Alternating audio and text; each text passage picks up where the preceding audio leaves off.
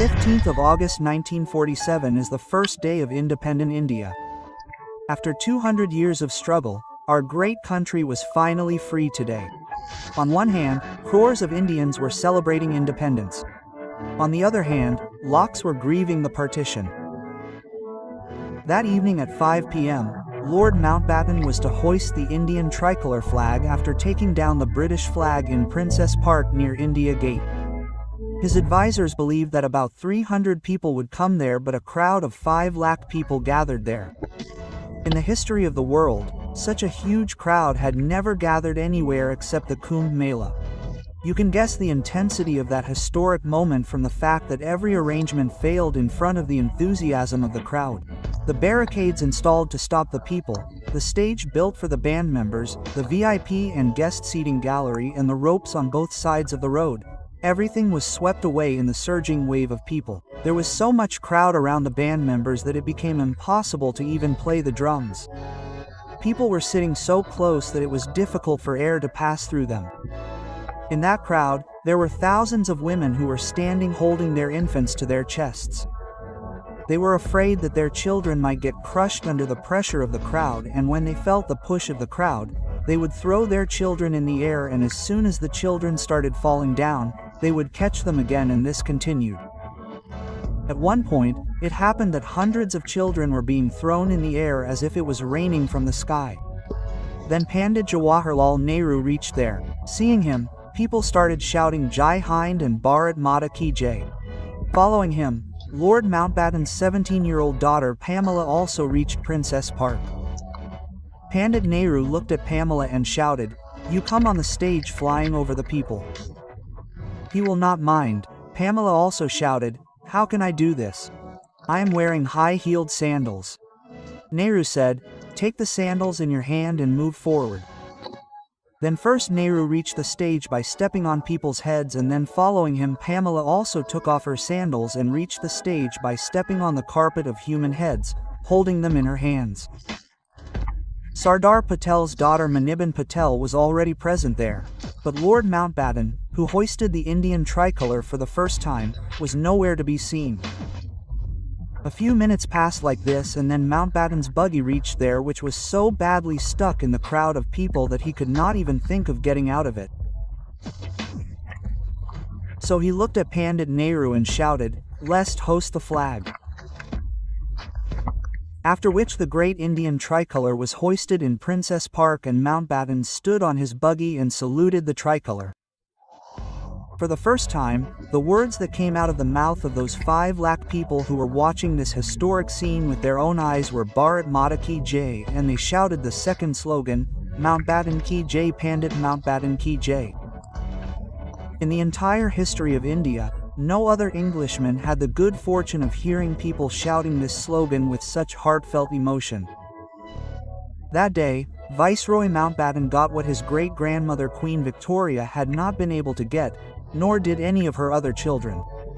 And when this voice echoed, Mountbatten's hair stood on end and tears came to his eyes. There was such joy in the hearts of the people of India at that historic and sweet moment that sad chapters like the Battle of Plassey, the atrocities of 1857, and the bloody tale of Jallianwala Bagh seemed to have been lost somewhere. As soon as the Indian tricolour fluttered in the air, a rainbow appeared right behind it. It seemed as if nature was also ready to celebrate India's independence and make that moment more colorful. After experiencing this historic moment, when Mountbatten sat in his buggy and headed towards the government house, his wife Edwina made the tired women sit in her buggy. They were so exhausted that they almost came under the wheels of the buggy. Those women sat on the seats, which were covered with black leather and were made for the King and Queen of England to sit. India's Prime Minister Jawaharlal Nehru was also present in the same buggy, but since there was no seat available for him, he sat on the hood of the buggy. The scene became a symbol not only of freedom but also of equality and brotherhood. Friends, in today's video, we are going to take you on a tour of the country's first Independence Day, in which we will also see rare videos along with some such interesting stories, which will make you experience that historical day which was written in golden letters in the history of India. But before that, there is a small request to every Indian. Please like the video and write Jai Hind in the comment box. The year 1945, on one hand there was the Second World War and on the other hand the movement of the great freedom fighters of India had broken the back of the British rule. The British had understood that if we stayed in India for a long time, we would not be able to return alive from there. In such a situation, when Richard Attlee became the new Prime Minister of Britain as soon as the World War ended, he immediately took a big decision and announced in the House of Commons of Britain on the 20th of February 1947 that we will completely liberate India by the 30th of June 1948. But with the passage of time, the date of India's independence came closer. Actually, the responsibility of liberating India was handed over to the country's last Viceroy, Lord Louis Mountbatten. Initially, Mountbatten was going to take 1 year to complete this task. But now India was slipping out of the hands of the British. Then the last Governor-General of British India, C. Rajagopalachari, warned Mountbatten that if you wait till June 30th, 1948, then you will be left with nothing to return power. After this warning, Mountbatten decided to give India early independence. During that time, Muhammad Ali Jinnah was adamant that I want a separate country for Muslims. However, Jawaharlal Nehru, Sardar Patel, Mahatma Gandhi and many senior leaders of Congress were not in favor of this. Jinnah was even offered to be made the Prime Minister of independent India in place of Pandit Nehru. But Jinnah did not agree and Mountbatten accepted his condition. A meeting was held at midnight on the 2nd of June and Mountbatten himself requested Mahatma Gandhi to be a part of this meeting. But he was afraid that Gandhi might say something that would cause discord between the two. When Gandhiji reached there, Mountbatten got up from his chair and quickly moved forward to welcome Mahatma Gandhi, but suddenly he stopped in the middle. Gandhi stopped him by placing his finger on his lips. The Viceroy understood that today is Gandhi's death. After this, Mountbatten explained his entire plan. Gandhi took an envelope and started writing something on the back of it. While writing, he filled 5 envelopes, in which he wrote that I regret that I cannot speak. I keep a silent fast on Monday. While taking a silent fast, I have kept the scope of breaking it in only 2 situations. One when there is a need to talk to a high official about an important problem. The other when there is a need to take care of a sick person. But I know that you do not want me to break my silence today. After this, Gandhiji got up and left from there. The next day, i.e. on the 3rd of June 1947, Mountbatten called a press conference and announced that India will be given independence on the 15th of August 1947. With this, 2 separate countries will be formed in the form of India and Pakistan, whose constitutions will also be different. An interesting thing here is that before the press conference, Mountbatten had not thought of the date of independence. Rather, when the journalists asked him the date, he quickly chose this date. Because during World War II, on this date, the Japanese army under his leadership surrendered to Britain. Suddenly, there was an explosion from London to India on the date of independence decided and declared by his own will. No one had thought that Lord Mountbatten would end the history of Britain in India in this way. At the same time, this news brought happiness and enthusiasm among the countrymen, for the freedom for which millions of freedom fighters had sacrificed their lives. Now the day was near when the whole country was going to breathe in the open air of freedom. Friends, have you ever wondered that the date of the 15th of August was chosen for independence? Then why was the independence celebration started at midnight of 14th and the 15th of August? So there was a special reason behind this too. Actually, according to the senior astrologers of India, the day of the 15th of August was not auspicious according to the position of the planets and constellations. They advised that this day is not suitable for such an important task, and fortunately the position of the stars on the 14th of August was much better than on the 15th of August. Therefore, it was decided that India should be freed at midnight of the 14th of August 1947 so that it proves right in every respect. Viceroy Lord Mountbatten accepted this proposal. Independence Day celebrations were organized in the Central Hall of Parliament House in Delhi at 11 p.m. on the 14th of August. The celebrations were started by Sucheta Karpalani, who later became the first woman Chief Minister of Uttar Pradesh.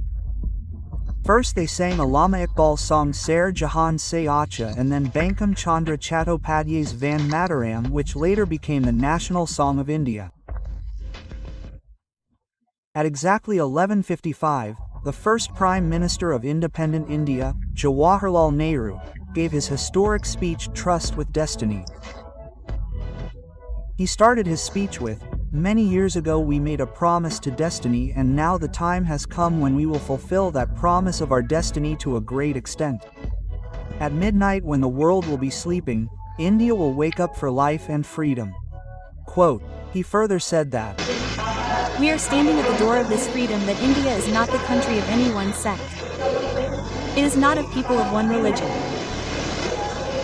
Rather, it is of many different religions. What kind of freedom do we want?" These words of his expressed the importance of freedom and the dream of a new India very well. Then, as soon as the clock struck 12, the echo of the conch shell spread throughout the central hall. Tears of joy and emotion flowed from the eyes of the people present there, and the whole atmosphere resonated with slogans of Mahatma Gandhi Ki Jai. After this, 2 minutes of silence was observed in the memory of the brave freedom fighters who sacrificed their lives for freedom. It was raining heavily outside the Parliament House. Amidst this, thousands of Indians were waiting for the historic moment. As soon as Pandit Nehru came out of the parliament, a crowd of people gathered. Senior journalist Kushwant Singh recalled that emotional moment and wrote that we were all crying. Unknown people were hugging each other happily. At the same time, a senior American journalist shared his experience of this moment and wrote that people were seen dancing and shouting with joy on the streets. Hindus, Muslims and Sikhs were celebrating independence, forgetting the differences of caste and religion. The atmosphere was as if it was New Year's Eve at New York's Times Square. At 8:30 a.m. on August 15th, Lord Mountbatten administered the oath to Jawaharlal Nehru as the first Prime Minister of independent India. Let us watch a rare video of this historic moment and take the oath of service to the nation in front of all our Prime Ministers from the hands of Chief Justice of Federal Court Justice Shri Harilal Kanhaiya. Similarly, the head of the new government Pandit Nehru and other heads are taking the oath of service to the nation from the hands of Governor General. This celebration of independence was not only being celebrated in Delhi but all over the country. The Indian tricolor was fluttering everywhere. People were gathering on the streets and singing patriotic songs. Slogans of Bharat Mata Ki Jai, Mahatma Gandhi Ki Jai, Jai Hind and Jai Bharat were echoing everywhere, and while breathing in the open air of freedom, all Indians were chanting Jai Hind with tears in their eyes, remembering those revolutionaries who sacrificed their lives to get the country freedom. But on the other hand, in some parts of the country, people were also bearing the dreadful pain of partition. For them, the night of the 14th of August was not a happy night but a dark night full of sorrow, pain and suffering. You can see about this from the link given in our detailed video description. So friends, in honor of the great revolutionaries who put their happy lives and lives at stake to make India an independent nation, please write Jai Hind Jai Bharat in the comment box. If you like this video, please like and share it. Make sure to get 5,100 likes, and don't forget to subscribe to our channel and ring the bell nearby for such rare videos. Jai Hind Vande Mataram.